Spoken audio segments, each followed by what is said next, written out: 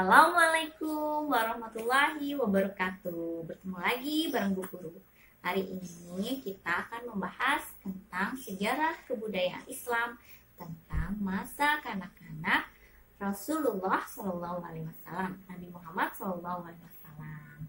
Baik anak-anak, sebelum kita mulai, kita baca doa dulu. Angkat kedua tangannya.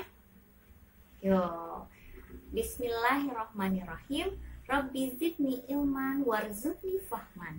Ya Allah, tambahilah ilmuku dan pertinggilah kecerdasanku. Amin. Oke, anak-anak, tujuan dari pembelajaran kali ini adalah agar kalian mengetahui masa kanak-kanak Rasulullah Shallallahu Alaihi Wasallam atau Nabi Muhammad Shallallahu Alaihi Wasallam.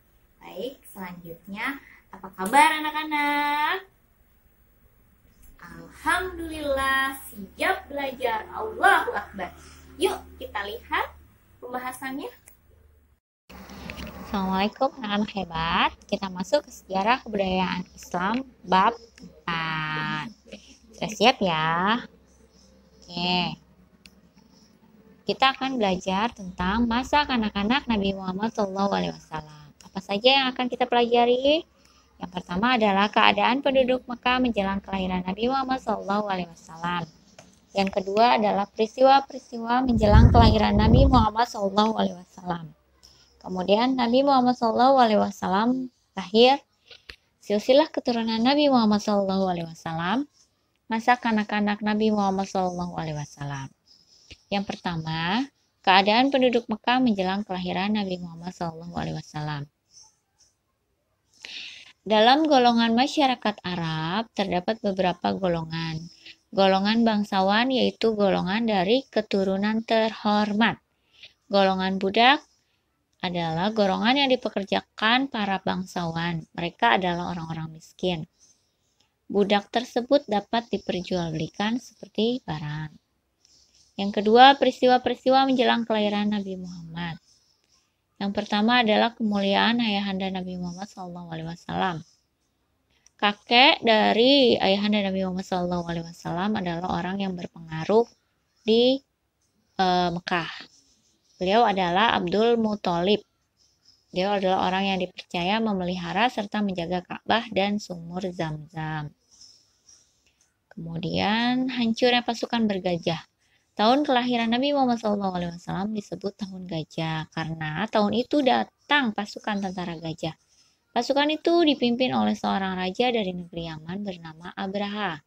Disebut tentara gajah karena Abraha dan tentaranya datang dengan membawa pasukan gajah.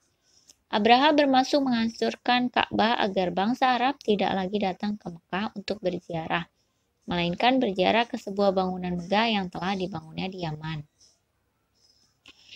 Yang ketiga, yang selanjutnya adalah peristiwa luar biasa pada malam kelahiran Nabi Muhammad SAW. Yang pertama adalah mimpi Abdul Muthalib dan Aminah. Yang kedua, langit indah di atas kota Mekah. Jadi ketika Nabi Muhammad SAW akan dilahirkan, langit di atas kota Mekah sangat indah. Yang ketiga, api sembahan orang Majusi mendadak padam. Yang keempat, istana Kisra Shirwan rusak di Persia. Dan yang kelima, kesaksian para pendeta Nasrani. Kemudian peristiwa luar biasa apa saja setelah kelahiran Nabi Muhammad SAW? Yang pertama, keberkahan bagi keluarga Halimah As-Sa'diyah. Yang kedua, Nabi Muhammad SAW dibelah dadanya. Yang ketiga, meminta hujan melalui Nabi Muhammad SAW. Yang keempat, pertemuan dengan pendeta Bakhira. Untuk peristiwa tersebut kalian bisa baca di buku SKI ya nak. Selanjutnya Nabi Muhammad dilahirkan. Nah, kapan Nabi Muhammad dilahirkan? Yaitu hari Senin tanggal 12 Rabiul Awal tahun Gajah. Atau bertepatan dengan tanggal 20 April 571 Masehi. Nama Muhammad diberikan oleh kakeknya Abdul Muthalib. Muhammad artinya orang yang terpuji. Ini ada silsilah keturunan Nabi Muhammad SAW ya nak. Jadi silsilah keturunan Nabi Muhammad SAW antara ayah dan ibunya itu memiliki satu nenek moyang dari Kilab. Ya, Kilab dari silsilah keturunan ayah Kilab, kemudian Qusay, Abdi Manaf, Hashim, Abdul Muthalib, dan akhirnya Abdullah, ayah Nabi Muhammad. Kemudian kalau dari ibunya Kilab, kemudian Zuhra, Abdi Manaf, Wahab, dan Aminah, ibunda Nabi Muhammad SAW. Selanjutnya ayah Nabi Muhammad SAW. Beliau adalah Abdullah bin Abdul Muthalib. Beliau meninggal ketika sedang perjalanan pulang berdagang ke Syam. Beliau dimakamkan di Madinah. Ibu Nabi Muhammad SAW bernama Aminah binti Wahab. Berasal dari kota Madinah, beliau masih satu keturunan dengan keluarga Abdul Muthalib. Aminah adalah seorang wanita terhormat dan berbudi luhur. Kakek Nabi Muhammad SAW bernama Abdul Muthalib. Beliau seorang pemuka Quraisy yang sangat terpandang. Beliaulah yang ditugasi menjaga Ka'bah. Selanjutnya masa kanak-kanak Nabi Muhammad SAW. Tanggapan masyarakat Arab terhadap kelahiran Nabi Muhammad SAW. Nah, berita tentang kelahiran Nabi Muhammad SAW sangat cepat tersiar di kalangan masyarakat Mekah, terutama masyarakat suku Quraisy.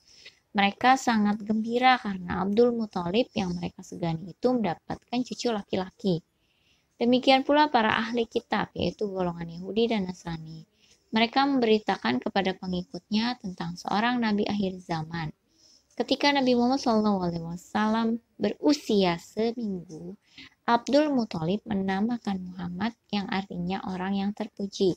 Diberi nama Muhammad agar kelak semua orang memujinya. Kemudian Nabi Muhammad SAW dalam asuhan Halimah. Nabi Muhammad saat beliau bayi disusui oleh ibunya selama 3 hari. Kemudian disusui oleh Suwaibah selama beberapa hari. Dan kemudian beliau disusui oleh Halimah binti Abi Zuaib dari desa Sa'diyah. Karenanya ia digelari dengan sebutan Halimah Asy-Sya'diyah. Nabi Muhammad SAW menjadi yatim. Setelah 4 tahun Halimah mengasuh Nabi Muhammad SAW dengan berat hati. Ia harus mengembalikan Nabi Muhammad SAW yang sangat disayanginya itu. Halimah harus mengembalikan kepada Aminah ibundanya di Mekah. Sejak saat itu Nabi Muhammad diasuh ibunya bersama seorang pengasuh yang setia bernama Ummu Aiman. Ketika berusia 6 tahun, Nabi Muhammad SAW diajak ibunya berziarah ke makam ayahnya. Namun, dalam perjalanan pulang, Aminah sakit parah dan wafat, lalu dimakamkan di desa Abwa. Pada usia 6 tahun, beliau sudah menjadi yatim piatu. Nabi Muhammad SAW dalam asuhan Abdul Muthalib. Setelah pemakaman Aminah, Ummu Aiman mengajak Nabi Muhammad SAW ke Mekah. Ia menyerahkan kepada kakeknya Abdul Muthalib. Abdul Muthalib mengasuh Nabi Muhammad SAW selama 2 tahun. Pada usia 8 tahun, Nabi Muhammad SAW ditinggalkan orang yang menyayanginya dan sebagai pelindungnya. Abdul Muthalib meninggal pada usia 80 tahun. Ketika Abdul Muthalib sakit, sempat memanggil anak-anaknya untuk menggantikan mengasuh Nabi Muhammad SAW. Jadi anak-anaknya Abdul Muthalib itu berarti pamannya Nabi Muhammad. Jadi pamannya Nabi Muhammad itu ada Abu Lahab, ada Abu Thalib. Nah, Nabi Muhammad ikut bersama pamannya yaitu Abu Thalib. Baik anak-anak, alhamdulillahirrabbilalamin. Selesai sudah pembahasan tentang masalah anak-anak Nabi Muhammad SAW. Kalian bisa dibaca lagi di buku SKI-nya ya. Oke, untuk tugasnya nanti akan disampaikan ya di classroom. Terima kasih. Assalamualaikum warahmatullahi wabarakatuh. Kalian sudah lihat pembahasannya? Dilihat bukunya, dibaca lagi. Dan jangan lupa ya, selalu jaga kesehatan. Guru akhiri, wassalamualaikum warahmatullahi wabarakatuh.